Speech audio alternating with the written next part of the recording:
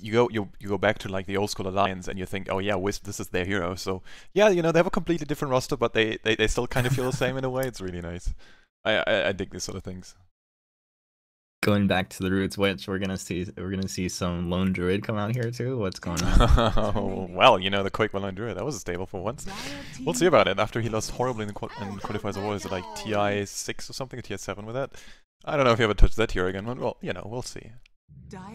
There was a cast happening yesterday, and someone asked if Morph turns into IO and tethers someone and then goes and morphs back. Does he stay tethered? Do you know that?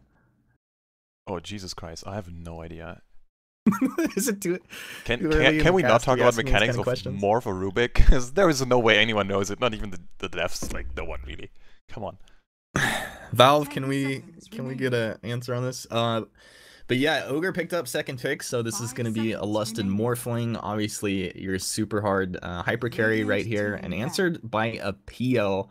PL hit ever so slightly with the nerf stick, and then the last update it was just a cast range on his Spirit Lance, if I'm not mistaken. I did not really follow the last few patches because I didn't really play, so there is that. So you just have to carry me here, all right? Just saying. Oh no, too much pressure.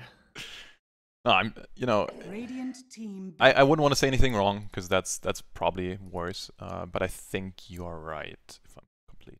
Yeah, I think it was just like they basically made his Spirit Lance scale to the max at level 4, and it's basically, if I'm not mistaken, it's like 200 range less at level 1. All right, fair enough. So it'd be like between 5 and 550 or something. 5 seconds. Oh, paiN, that's interesting. So right now, if I'm looking at this, you have Ogre who's just standing in front. He acts like this brick wall, right? I mean, he's extremely tanky. He has a lot of armor. He doesn't need anything, so he's the perfect self-as carry with a Morphling. Now, how do you build around this? Do you want to put the Morphling mid? Do you want to put the Morphling in the safe lane? I'm pretty sure you want to put the Morphling safe lane, but then how do you enable him? Like an Ogre alone, it's fine. But there is a lot of, I feel like there's going to be a lot of duo off lanes that can still beat this, no problem. So paiN taken out makes sense, but we'll see what Alliance has against this Morph. Because I don't think you so for me, you can't just sit there and let him farm. That's just not happening. Ritsu's way too good for that. The thing is though, like with the IO, like your lanes aren't necessarily super strong right away. I like the Bane ban too because Ogre, he, like you said, he wants to be that front line, the wall, the kind of bully in the lane, and Bane's one of the best to just like give that right back to you. So at least that's not an option. Well, Centaur Warrunner banned out. paiNX to grab their third pick and start to build this lineup out a little bit. They definitely need some strong lanes across the map, and I would feel like kind of a more pace setting pick for CCNC. Just as long as he can get something that can be mildly mobile through the early mid game, it's going to give a lot more space for this Morph. Yeah, and it seems Alliance is agreeing with you, right? I mean, you ban out the Ember Spirit, you ban out the Dragon Knight, both very much CCNC heroes, both tempo controllers. If you think about those heroes, you know that you can't really leave them alone in the lane. In the case of the Dragon Knight or the Ember Spirit, whenever he has a bit of space, then he's going to take over a lot of the mid-game fights. He's very strong early on, especially, you know, if you just scale up the Flame Guard and enable the Morphling. So I feel like this is really good for Alliance because now they can't see what paiN is picking. They have 2 counter picks back to back, and it's a Rasta. All right. Do the reggae. Rasta on the board, and this is nice too. So you have obviously Morph as he starts to come online, one of the best objective takers, and just slamming down buildings. Shadow Shaman brings that ability as well. So now you have kind of 2 different methods to take care of that. Yeah, and you know, if I think about a Shadow Shaman, I'm like, oh man, you know, he's so greedy. Yeah, he's very good at pushing towers. Yes, he had a lot of disables, but he's so greedy. But then you pair it with an Ogre, and suddenly the Shadow Shaman can farm. Suddenly the Shadow Shaman is going to get some levels. He has a lot more freedom on the map than what you're usually seeing. So I kind of like it right now, but I still think it's really risky. And here comes a Tiny. This is one of those guys who's going to feed on the Shadow Shaman. On the Morph, if he doesn't immediately Morph, I think, honestly, seeing Ritsu play Morphling has been eye-opening for me because he is never going to get caught. He's very, very safe, surprisingly, because you wouldn't usually associate it with Ritsu. So we'll see how the Tiny does. I think it's a lot. Like, everything right now evolves around the Tiny. 10 It's not so much Is about that the wisp. is it's about that the by paiN. like him being so just slippery, or is he 5 sitting seconds on remaining. more health than most Morphlings are right now? Yeah, right. I mean, on one side, yes, it's a bit Dire more health, team just playing it safe, knowing exactly, okay, this tiny is level 8, he has, you know, these and these items, he does this and this much damage in a combo, but also just positioning is fantastic usually from Ritsu. I think that's one of his, like, by far strongest assets. Now we have a Necrophos, another, and like you said, you know, it's one of those lane dominators once again. Every one of these guys can really take over the lane if you just put enough people in the lane. So this is going to be really interesting. Phantom Knights does not do well against the Necro on his own, I feel like. Remaining. Yeah, I like that the paiNX have a lot of disables already, and the way you mentioned like Shadow Shaman can feel a bit greedy in lane, but what's cool about that, as Zeus comes out for Alliance, that as the lane set up and you get a couple minutes into the game, either the Shadow Shaman or Ogre can easily rotate to the other lane, and once they show up, they have that disable to set up like what should be an easy follow-up kill. Yeah, especially, yeah, Ghost Shot is great, but hello, here comes a Zeus, you're just going to do way more damage. That's some fantastic stuff. I mean, this is classic. paiNX, obviously, they knew it was coming. 5 seconds remaining. But still, I don't really see too much trouble from the Zeus up until the Morphling really finishes his first few items. And if the Morph gets a shotgun up and running, the Zeus is going to have, you know, severe issues. But then you can also say, look, right now Alliance is doing some really high tempo pacing. So if the Morph really gets into a critical mass, able to one-shot the Zeus, then you kind of lost the game anyway, or you have to resort to a completely different playstyle. I feel like it's going to be a very clear, first, let's run at them, let's make sure that we get a good lead on the side of Alliance, and then if that doesn't work out and we can't close out the game, then we can go back into a real red game, what Alliance really was used to known for. Treant banned out by paiNX, TA taken off the board by Alliance. We'll go ahead and get into our fifth pick, our Alliance. What is it going to be? Rubik! That was a nice impression. Working on it all morning. Oh, sweet. Yeah, I mean, that's definitely time well spent. I would not be able to do that. But two very squishy supports. This really feels like levels are going to be so important to both of these. Like, whichever supports start to get their level 6s first is going to have a huge impact on this game. Yeah, in general, even, I feel like up until this pick, I was like, okay, you know, they're going to pick something that's stable, that can do stuff with, you know, doesn't need a lot of levels. This feels really greedy for the lanes. So, but what is still in the pool for paiN? I'm trying to figure this out. I need to see the heroes. Huh. There's not a lot that can really accelerate the early game anymore for the mid lane. Rubik has so many good abilities to steal, and Storm Spirit comes out as the last pick. Your CC&C hero. Now you can zip around, zip zap, and this is one of the greatest ways to just blow up an IO. Rubik is typically food as you get on him as well. There is a lot of power on this lineup. You know, I do like it. It just feels really ballsy. It's like, hey, Boxy, you're on this tiny. Might as well go into our Storm all the time. No, we'll see how this works out. The mid Zeus is going to have an okay time against the Storm. He's going to, obviously, like, the first few levels are super important. We're going to see if there's any sort of rotations, or if paiN want to play it safe and just put all the rotations around Ritsu and make sure that his farm is absolutely safe. I feel like you definitely will have to secure lane for Ritsu, and maybe moves happen into find a kill onto mid.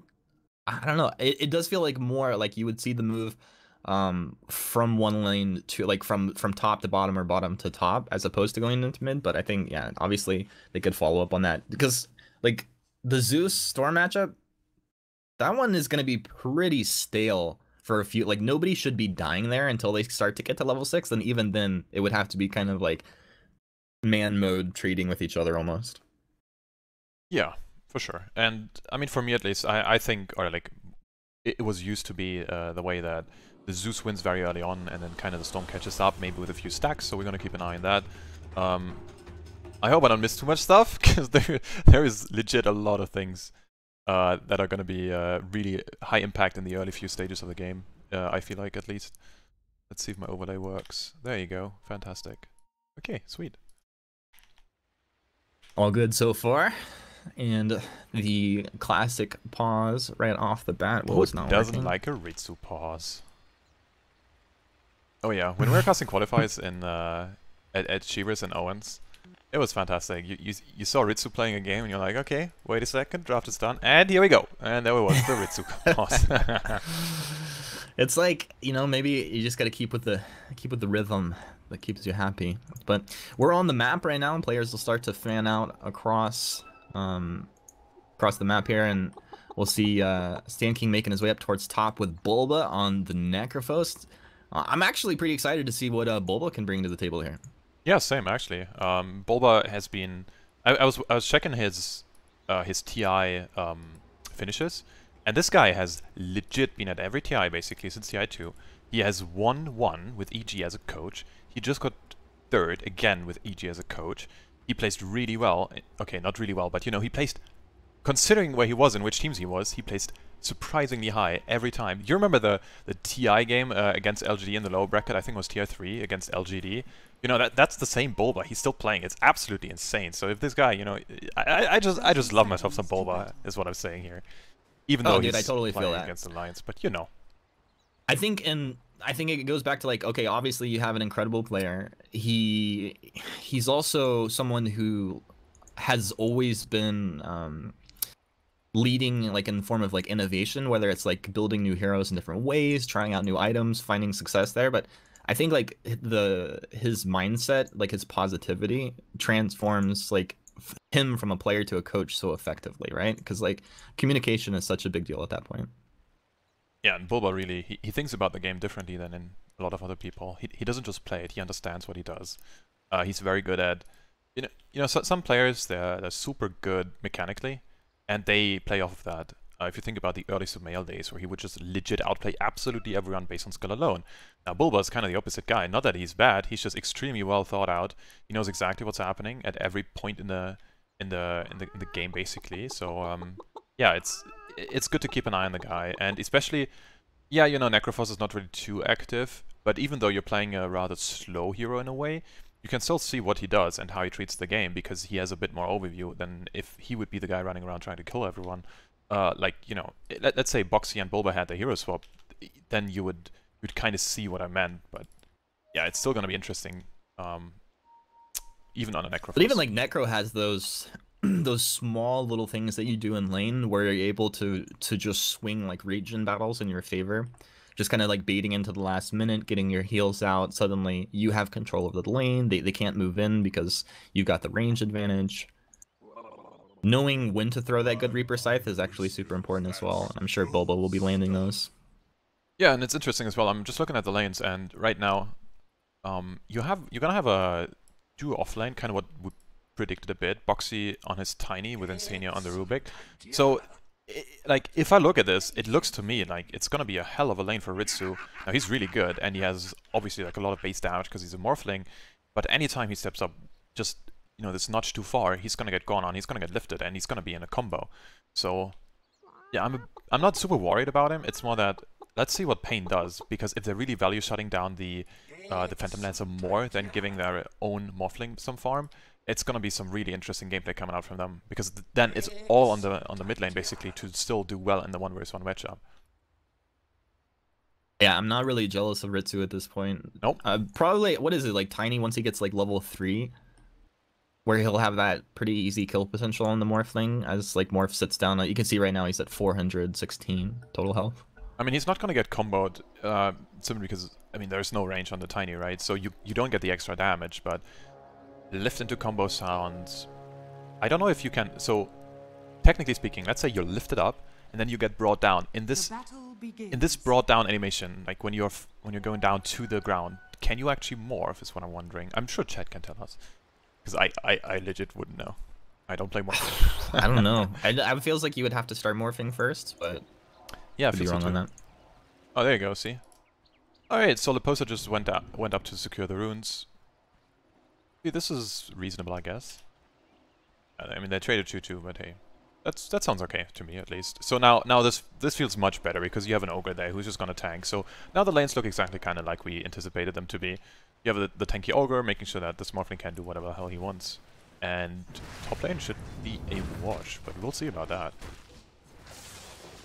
Yeah, you want the Ogre to stay on that front line, absorb as much damage as possible. He only has Tangos right now, but it should be fine as long as he keeps himself just up above like 50% health. And there was that obs down, so they will see Ogre rotate around every time he tries to get into that lane there. I mean, he's still an Ogre though, he doesn't really care. Oh, you know, top lane? No! See, this is the thing, when I'm actually casting, I'm so used to just obsing and being able to focus on the health bars at top. I get really anxious because I'm like, oh no, I'm missing something. Oh no, never mind, Tiger's fine. Tiger's fine. It's alright, I'm always gonna miss first blood anyway. That's like just like my own classic curse right there. But we do see like the majority of damage in the early game coming out in this top lane. Mickey will have a nice wave to farm underneath tower, so we'll be happy about that. It means the lane's gonna be kind of stale for about a minute or so. Bottom, this is all about just getting levels. Once again, I don't think like kill comes out until level 3, and that's only like if someone is sitting at low health. Yeah, it has to be a combo, right? So I don't think you can kill the Ogre. I mean, he has 650 HP, he has 8 armor, so yeah, sure, you know, Tiny has matched the damage, but I don't see it either. At least not if they play it safe, quote-unquote.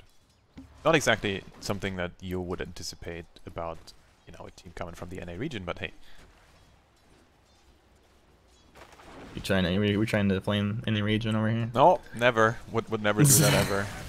I will keep my Kokonas at bay here. Will spawn down in bottom. We'll see if anybody can maybe move around, use that to surprise one of the lanes and maybe pick up a kill. Spirit Lance onto Bulba in the top lane. Bulba taking a good amount of damage, but he'll be able to dip back, pop his salve off, reset himself in the lane there. But nice aggression come out in both from Alliance as well as paiN up in this top lane. Oh, the team names don't work because we're not on a ticket. Guys, I'll try to get the team names on the overlay in a bit. Not while I'm doing camera though, that's a bit hard. If only we had that guy, Pimp Muckle. I heard he's pretty good with production. Yeah, that like guy must be really good, but oh man, I wish I would be. Somebody could ping him real quick, that would be great. Yeah. Right, you gotta relax here, buddy. This is not Koifa did make his way down to grab that invis rune. Doesn't have a bottle though, so just gonna go ahead and pick that up, move into the lane. Immediately just burns it. I mean, yes, he's an Ogre, but the post is dropping awfully low right now. Actually, you know what? Never mind. Be fast enough? Nope. Toss, hit. Ogre? Oh, throw the tree! That's your first blood. It took them so long. You wonder if it's really worth it. Ritsu is like, he's so happy. He's like, can you just keep doing that? Is that gonna be okay? I mean, he's 30 for 4. That's actually really, really good considering the line he's in. So I think it's worth. Yeah, I'm pretty sure it's worth. I'm just gonna go. I think it's worth. Like you obviously don't want to just like continue to feed over and over. But if you take both heroes out of lane, like the Morphling, he would love to have just a couple more of those moments, and suddenly he can do whatever he wants. Like once you have the ability to move from lane into the jungle, that's like one of the biggest freeing factors for this Morphling, because he can just move whenever there's too much pressure in lane. Boom, bounce to jungle, bounce back. Yeah, I mean, yeah, sure, jungle got nerfed and all, but it's still really, really strong. And safe farm is better than no farm and dying, so we'll see about that. But now the poster got pinged, or like he got scanned, and they know he's bottom. Oh, there you go. See, this is why you don't hire me for opening when I'm casting. That's some teachers right here. Well, that was bound to happen. Like if I had to make some predictions on some early game kills, like I definitely would have predicted this tiny Rubik lane to be killing the Morphling, especially when he's left alone, right? Like Leposa moves up to scout out that rune. Yeah, he does scout it, and that goes to CC&C, so that does have a lot of value. But Morph left alone, pretty easy kill. Oh yeah. I just felt good about myself because I was like, oh man, you know, something is gonna happen here. So I was trying to show the Ogre. Yeah. This is unfortunate. And anyway, we have a gank happening mid lane, so we'll see if Insania can catch Quinn right before he hits this crucial level 6. Well, I guess not. What a timely regeneration rune. Actually, you know, this is what Ritsu sacrificed himself for. Because this rune was all about the Leposa Ogre securing it, right? So he could have died there. So I think it's not that bad. Leposa does get one of the bottom bounty runes. The other one goes over to Alliance. And once again, Leposa just moving around quite a bit. Level 2, 5 minutes in. He's a bit underleveled, but this does mean that Ritsu's Morph is keeping up with his levels quite well. Level 5 here. Tiny, level 4, level 3 on to Rubik. Quite a bit of damage actually coming out up in top here. Yeah, he's going to be okay. Still holding the Doppelganger, but held in place for a bit. He was dropped down to about 15% health or so. Alright, fair enough. Alright, I have the overlay ready, guys. It's gonna be fine. Oh, meanwhile, Tiger again. Sweet. But no one is dying. This is... I mean, it kind of makes sense, right? Necrophos is not really known for his burst potential. But he's gonna be level 6 in just 2 levels, so then they have to be very careful about this lane. So far, it's not looking too hot. But the CS looks really nice still on Mickey. They have a window right now, though, up in this top lane because Wisp doesn't have any more regen. And that, like, he's been able to take that damage, and then he salved up. At one point, he wasn't quite this low, and he had tangos. Are they going to make the move? Sand King in, maybe too far. Ult comes out here from Zeus as well. Doppelganger forward, Sand King looks for the Wisp. He's got it. They'll go ahead and trade 1 for 1 there. And I don't know if that was quite sloppy, but it was definitely fun. Alright, I was busy fixing the overlays. I didn't see anything. No, just kidding. We got everything. Don't worry about it, guys. we got everything. Okay, sweet. I mean, this is... I didn't think we would see this many kills, to be honest. I don't see how people should die, but there is... I guess that's the beauty of DotA. I mean, bottom line, exactly what we talked about. And he did not get the morph off, but he was... Yeah, he was strength morphed enough that he just survived. Infused raindrops as well, playing a big role there. Yeah, I think he would have survived regardless. But... Actually, you know what? Raindrops are horrible against Avalanche. Aren't they? Do they get procced from... Because it's so many instances of damage. I think it's just, like, the toss probably procs it. But, like, definitely, like, if I'm playing Morphling right now, like, this is where you start to feel a little more comfortable, right? Like, you got Magic Wand complete, your Ring of Ocula, you got some Tangos, you got the Raindrops, and this suddenly means, like, maybe you still have to play a little bit more carefully than you'd like to, but you're not going to get comboed down like that, and you stay in the lane. Yeah, I mean, the right-click damage is so... Whoa, this is some long-range stuff here. Alright. Let's see, do we have a port in from Insania? They're going to go and lift up Bulba and Ghost Shroud. Nice. They don't have any follow-up. Like, he's under tower, but there's nothing to kind of hold him in place and lock him down. Go ahead and move forward. Hex back out onto Mickey. Look at him. And it looks like that'll be just an easy disengage. Yeah, that, you know, they're okay. Oxy is out of mana against the Morphling. Yeah, gotta be careful here. What's Posa doing? Well... Was he just trying to pull this wave or something? I think it's what you call ogre things.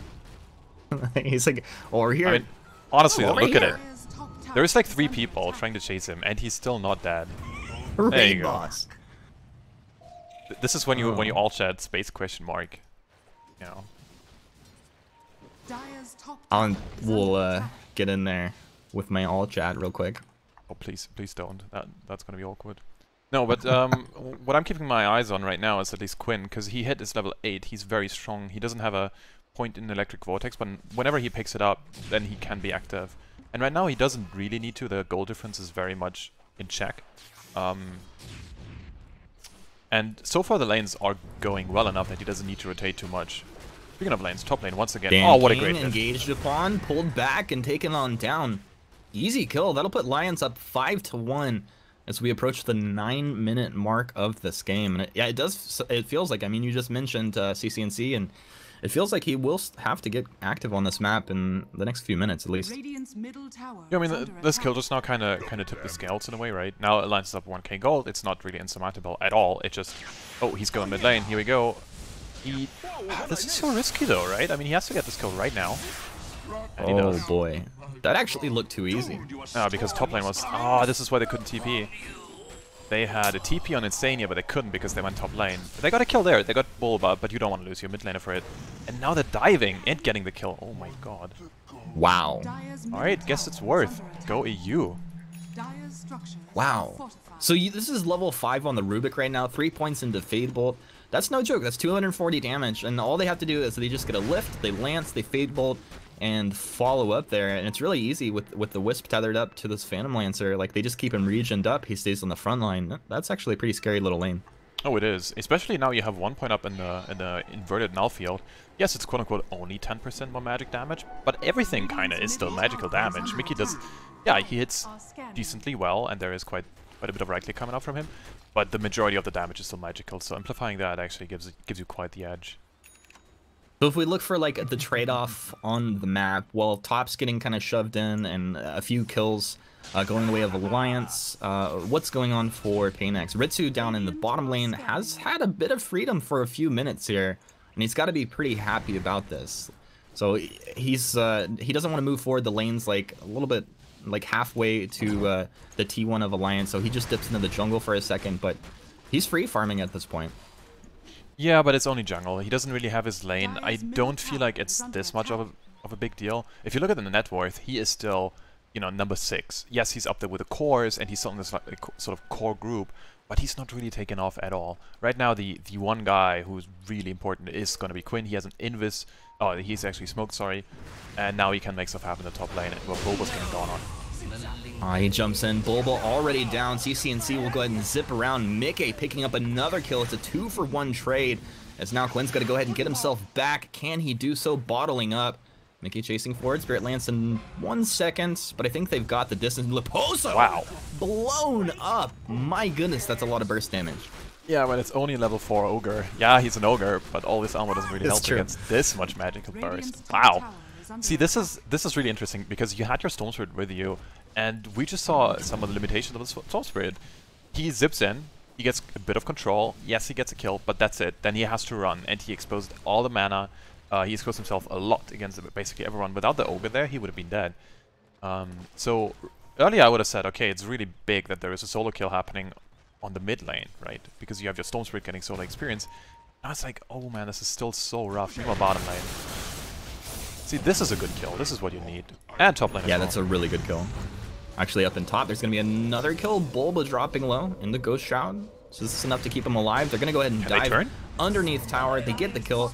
Mickey is just going off right now. This guy's 4-0-5, 64-9 when it comes to last hits. He's having a hell of a game on this Fan Lancer. 12 minutes in here. This is pretty nuts. And Rubik actually circled around on that one. He's got the Fire Blast, so there was multiple disables there.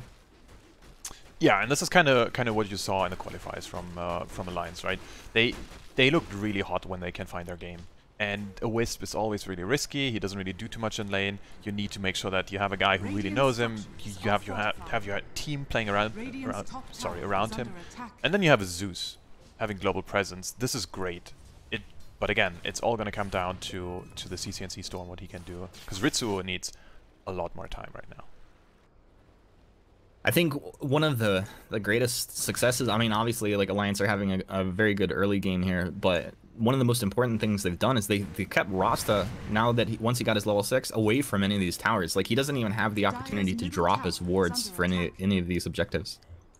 Yeah, and Flea is someone I was watching a lot in the NEL days, but right now he just needs a bit more time to really be effective, and this kind of comes down to what we were talking about in the draft.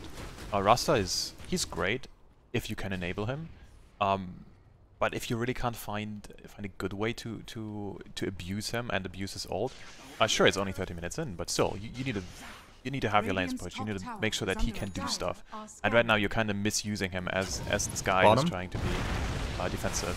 Oh, he's fine. Never mind. No problem there. He had 2k HP, you know. I don't know, you know, old Morphling would have survived.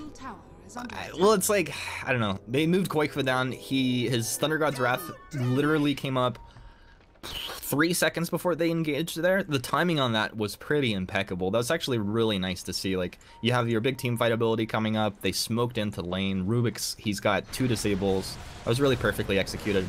Back into top, Bulba engaged upon. It's like maybe they turn it around, zip in from CCNC, they get one. They take down the IO now, looking for Boxy. They'll jump forward. Looks like they have the follow-up. Just a matter of time. What? Got him. Alright. Great turnaround. I mean, this is interesting though, right? You see exact mirrors. You saw Alliance kind of punishing Ritsu pushing up, and now you had the same happening from paiN. And they take the tier 1. Bottom tier 1 is still alive and kicking for paiN, so yeah, they're not in a bad spot. I feel like this game is super open. Well, I just want to see more from the Storm Spirit personally. Get some mana, go ham again, and let's go. Yeah, and it looks like he's going Orchid second item, so this is going to be really nice for him. Obviously, we talked about how Rubik, IO, these are 2 kills that he will be able to take fairly easily, just kind of feed upon them. With that Orchid, those are even so much more free, and that means like he'll also be able to take the Zeus fairly easily, and depending if PL gets like a decent timing on his Mantis style, should be able to find that kill as well. Oh yeah, and I mean the PL right now is really forced to do all that. They found Leposa. Let's go. He's purged up. They've got a lot of damage coming out, and he's gonna go down even though he has allies in the vicinity. Nobody can protect him. Oh, we have a raiding courier going down as well. What's happening here? I don't know. I guess Zeus also pushing towers down in bottom lane. Look at Quakefa. He's like, yep, that's what I do. I just push buildings. Actually, Ritsu showed up, able to force him back. He'll turn into Zeus himself. The power. The lightning. Now, looks like Ritsu has overstepped himself. He's definitely going to pay for this one. That was a really nice relocate in there. Keeps the Zeus alive. They get the tower. Well, was that denied off or they get the tower? Oh. They got the tower, and they get the kill. Oh, and they get cold feet on the side of paiN X because there is support coming in from the Tiny. In top, with the wards down. This that is was just sick. The Alliance Holy raining shit. all over paiN X. 4 dead heroes on the map, plus they'll farm up the Rost awards. That was not what they were looking for. Alright, they're in deep shit now. This is... You cannot afford mistakes like this. You get relocated on, you think, okay, let's go kill the Wisp when he comes back, and the PL. There was support coming. Yes, they saw them, but they just couldn't react fast enough, and they all get absolutely handled by the Tiny. What a play. What a play from Boxy. Wow. That was really nice. And like you said, I mean, there were these small like momentum swings back and forth, but it felt fairly even. That last turn of events really feels like it just sealed at least the next 5-10 minutes in favor of Alliance, and if they keep this up, it should be fairly easy for them to continue to snowball. How was the timing on this? Oh, a Storm. He's switching up his items here. Yeah, I guess he understands, okay, right now we are on the back burner here. We can't really afford to play the same game again. So going into the Bloodstone just for a lot more Wrath survivability and mana regen makes... It kind of makes sense to me. It just... Man, I would have loved to see an Orc and just get solo pickups on the PL, like you said, before there was any sort of meta. But I mean, he has a Hood of Defiance, so... Mickey is reasonably tanky, and the Wisp is always going to be there every time. Do you think that's why? I mean, the fact that they're not really splitting up or isolated around the map, that these guys are really rotating together, and Wisp is always kind of near this Phantom Lancer is why he doesn't want that Orchid? Yeah, I guess so. I mean, it's definitely some sort of reasoning. There is more, obviously. Like if you would just snowball, like Quinn was set up to do, then you just go Orchid, you take over the game, you kill basically everyone on the map, especially this pesky Zeus. He's dishing out so much damage. Aetherland's Veil, and he's level 13. He's doing a ton of damage, and it's only going to get worse. He has the 25 XP gain talent. He's going to be over-leveled. He's right now doing okay, considering he got solo killed. But we'll see. Like, he's still contributing a lot, even though he was... I mean, he didn't really lose his lane too much. It was just right after landing stage he got picked off, and that's just super rough. Boxy has a DB bottled up. He's got his Blink, and he is well on his way to his Echo Saber. So this is going to come out. He'll have burst potential on pretty much anybody that he really wants to, and it's getting scarier by the minute, assuming he probably goes into his Shadow Blade right after that, unless there's something else kind of spicy on the menu. But it feels like we're in the situation where it's like Alliance kind of have to make mistakes for paiN to start to pull themselves back into this, if it's not just farming. Yeah, in a way, right? I mean, you always have this tick in time on the Morphling, but if your Morphling is... I mean, just look at the net worth right now, and the Morphling is sizably behind the Phantom Lancer. I mean, it's not just a bit. He's on 6k net worth. No, it's like near, yeah, double. Yeah, you know, Morphling, you could say he scales significantly better than a Phantom Lancer, but not if he's so far behind. And it's only going to get worse, right? It's not like they're going to stay on the same pace, even though Ritsu's ridiculously good. I just don't really see this, and oh, this is super risky stuff. Boxy's gonna find a lot of people here, and he just goes on the Storm, and oh, that's awkward. Are they able to turn this around? There was huge burst potential coming out. Flea moves forward, but the turnaround is there from Alliance. They're able to take him down. CCNC zips himself back. Leposa gets another stun, tries to hug the wards. They will get... No, they don't get anybody at the end of it? That is not good, to say the least. That's rough. I mean, I don't even know what Boxy was doing. He was like behind... Wait, how do I draw again? Ah, like this. So there was a tree here, and Boxy was right there, and I really don't know what the hell he was doing. I think he was trying to find Bulba because he had a DD, if I'm not mistaken. And yeah, suddenly there was like 4 people in his face, and I was like, alright, sweet, hello. Oh, CCNC? The back dodges the avalanche, he's okay. I mean, this Tiny has a haste rune, Wisp gets the movement speed of the tethered unit, he also has a haste rune now. Welcome to DotA. What a game. Yeah, there is no way to kill him. And just look at how Alliance is farming. Mickey is in the opposite team's jungle. He's super aggressive. He's pushing the lane in all the time. Yeah, this is rough. That's really rough. And Ritsu, of course, went for the Morbid Mask. It's not really, like, uncommon at all. Like, it's actually fairly common, but, like, in this game in particular, it definitely means it's not like you're going to shove the lane, take some damage, regen back up, and then get right back into pushing the lane. It's more like, I'm just using this Morbid Mask to sustain myself as I farm jungle. Yeah, and they're also playing quite aggressive on basically all the sides of the map. paiN need wards that really reflect the state of the game right now. They can't let everyone just get away with farming their jungle. The ward on the bottom line, this one here, that's actually really good. Restricting exactly the kind of vision that that Alliance kind of wanna get to. But that's just one of those jungles, and yeah, it's rough. Let's see what they can make happen with this movement here. Sania now has a Glimmer Cape as well. It's going to be that much harder to lock anybody down as you get into these next couple of engages. Nice D ward there coming out for paiN. They'll get a little bit of control up in this Alliance jungle, but still just kind of stretching to say that they have any control at all. Bulba, level 13 forward in the lane. A lot of pings coming out. That's going to be the relocate. Quakefuzz there. Bulba getting blown up. Ghost Shroud buying a little bit of time. Dunked on down as the Thunder God's Wrath comes on through. That'll be a 40-second respawn for him. It's an 8k net worth advantage built up 22 minutes in here for Alliance. See, that was really interesting, because what happened is actually really cool. They saw a lot of people, so Alliance saw a lot of people on the ward from paiN. They knew, okay, there is no way we lose a 5 versus 5 fight because we're up like a lot of gold. So they relocated in, and they had all 5 people there. So whatever happens, how many people paiN would bring would already still lose the fight. So it was basically a zero risk engagement. Meanwhile, Quinn needs to get out of dodge right away. Uh-oh. Or is it the rest of his team that needs to get out of dodge? Flees down. Ritsu going doppelgang himself back, dropping low. CCNC trying to be a bit of a distraction, but they'll lose Ritsu and Flea as well. CCNC able to get himself out of there. But that was initially, Zeus was invis scouting out CCNC. They lifted him with the Rubik, weren't able to burst him down. But this is so sketchy right now. Like, they don't have control of the vision in the jungle, as you said. All they have to do is move down. And if there was one more follow-up, like CCNC is going to die as well. Oh, whoops. So this ward I was pinging earlier, that was a dire ward. I was like, well, wait a second. That makes no sense. All right, well then, yeah.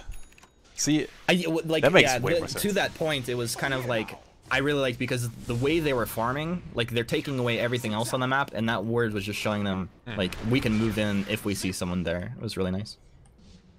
Yeah, I mean, these sort of aggressive wards now completely changed the game. The Invis Rune really adding also to the injury, but they could have just done the same thing basically with a good ward. And right now there is, I think there's just this ward on the map, and that's about it for paiN.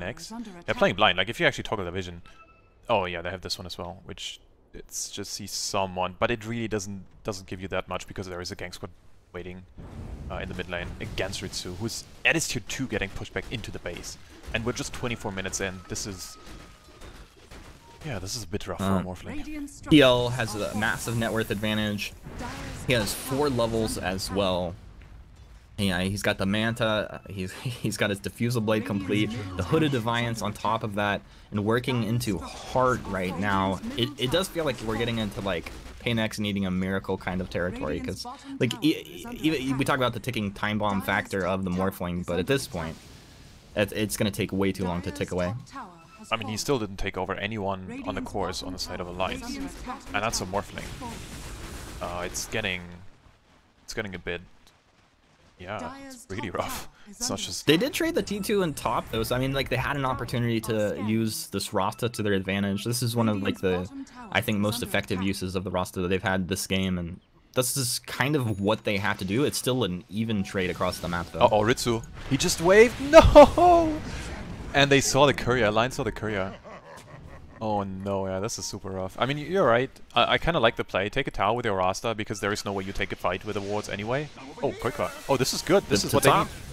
Going to the IO. Can they get him? Nope. He's able to get himself back. He's got a Ghost Scepter. That is not what you're looking for. Scythe comes out. Not enough damage, though. He's healed up. Boxy's here. We'll go ahead and throw the combo down. Laposa drops CCNC. He's out of mana. He's going to go ahead and deny himself off there. At the end, Ritsu still respawning. 2 heroes go down on the top, and paiN just continue to fall further and further behind. I mean, if you're so far behind that the wisp you're trying to go on just casually walks away, pops a ghost after, he has a pipe for God's sake. Oh my goodness. You know, we have some issues here, guys. It's not exactly easy. Question is what Alliance can do here to kind of throw the game. They get an Aegis here. It's no cheese yet, so it's not, you know, the I win button. But they have a lot of lane pressure. They have perfect map control right now. They went for a relocate for the bounty runes. Ooh, I like this. Nothing like some the runes. efficient level plays right there. You know, as a German, I can tell you these efficiently plays, they really make me happy. Gonna need you to take it down a notch there, JJ. All right. Yeah, maybe after this doesn't work anymore. You know, when they relocated to like 5 people just to get a bounty rune. I love it. Maybe you can think about it. It does feel like Alliance are going to have to pull like a Sumail moment and toss one of their teammates like deep into the T-Force to begin a throw though. Like, and even if they did so, they are so far ahead. They maybe actually even get out of that. I mean, if it's the Phantom Lancer, he doesn't really care. He's going to have a heart soon. He has his Aegis. He's like, alright, I mean, whatever. And Ritsu's not doing anything. He's been on the same item since a long time now. And he went for Diffusion. I kind of like, you know, adjusting to the state of the game, but what's the diffusion really gonna do for you? I feel like you know, you're in a position where you kind of have to all in on a big item. Liposa, hello. All right, because like, yeah, this is not worth. Yeah, we'll see. I wouldn't count paiN out completely, but it's absolutely awful from a perspective of how you play the game. One of the other cool things is Rubik has had this death pulse for a while, and in these engagements, this Wisp is just tethered up to their targets and they're death pulsing. Like, they have that much more sustain on their side, and it's been pretty effective. Yeah, especially when you saw how... Oh, hello, here we go. Oh, I guess not. I mean, Mickey is just whatevering it. Yeah, like, he shouldn't be scared at all. He's got IO sitting right behind him. The entire team's there. Look at this, is like CCNC dropped his load on him. You get multicast. Here's the jump in Boxy into the T-Fords. He'll toss himself on in there. Does not care. As Liposa goes down. We're 28 minutes in. Alliance knocking at the door. They're going to go ahead and get up in the top because the Rasta wards came down from Fleet. This is exactly what Rasta should be doing in a moment like this, but with the relocate, they're going to clear these up and get right back into the mid lane. Look, they're right back there. All the Rasta wards are down. And continue the push. This is kind of... No, it's actually super unfortunate for paiN. Nice by Alliance. Oh yeah, I mean, Alliance is so rich, they can pay for chartered flights to their base, back to the enemy's base. They're just right here to take it, and there should be absolutely nothing that really challenges those racks. And you can see Ritsu, he's trying to make the most of it, except for the small fact that he's behind like 7k gold, and oh no, you can't die here. And he does. Yeah, that might be game actually. Yeah, kind of anticlimactic there, but just the jump in, they toss it back. CCNC, he's down, no buyback. Mid racks are down. With that, Alliance should just move right down into bottom. They still have Aegis. They have all of their heroes. Massive advantage here when it comes to levels and items. Boxy's done this 3 times, jump in to set up his team. Flees down again. Bulba should be dropping, and this feels like we'll see paiN tap out at any moment. Yep, there is absolutely nothing they can do anymore. Maybe double buyback in 4 seconds with a Storm Spirit. Ritsu is pressuring the top tier 3, which is a good thing. He's trying to go back. I think this is the fight. This is the one last fight they have in them. Who do you jump on though? CCNC, they're going to jump on the PL. He still has Aegis. Back to the high ground. Mickey jumps in. He'll be able to take down Flea immediately. Now looking for some more. Reaper Scythe comes down. They get themselves a kill. JJ! They've taken down the IO. Oh, Mickey still in deep. He has an He's Aegis dropping though. low, but still has the Aegis. Oh, they're As Aegis procs off, Boxy's back in. CCNC down. Ritsu, can he get enough work to take the Tiny down? Yes, he can. Liposa immediately pops as they're able to focus him down a little bit. Bulba, can he keep himself alive? No, he can't. You know, I was thinking, okay, you know, maybe they kill the IO. This is exactly what they need to do. But you know, he's buyback. He just relocates in. So yeah, that was a bit rough. GG. All right, sweet. Yeah, there you go. Short and sweet. Thanks, Alliance. GG. paiN, I mean, they played a fairly even game, I'd say, for like the first 10-13 minutes of the game. But once Alliance kind of just kicked it into the next gear, they really just ran away with this one. Yeah, that was rough. I mean, I liked the lanes actually. I thought Alliance were kind of stretched thin on the lanes simply because of the IO and PL, but they played it really well. They were even for a long time, and then their rotations were just, you know, a bit snappier. You could see that individual skill on paiN is immense.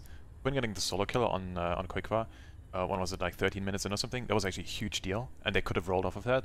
But just some rotations just didn't really work out, and that's yeah, that's just unfortunate for paiN. You know, there's one, the biggest actually one that stands out to me, was one of the first moves that CCNC made up into the top lane, and it's where you mentioned like he jumped in, and then of course like he's caught, he couldn't get himself out, he got a kill, but it's because Bulba actually died like right before he jumped in. I think like if we saw the Storm jump in and engage with Bulba behind him and fighting, it's a completely different story. But like once that lane started to break and go against them, like they couldn't pull it back. Yeah, well, you know, this might have been one of the teams, like I guess two of the teams who can certainly meet in the finals. But obviously this is just group play, so it was best of one. Not really a big deal if you lose this one. You quote unquote only have to be the top two to make it out. And considering the field in this group, it should be still both of these teams making it out. But yeah, we'll find out in a bit. I think the next match should be starting basically ASAP, so it should just be a few minutes, guys, if I'm not mistaken.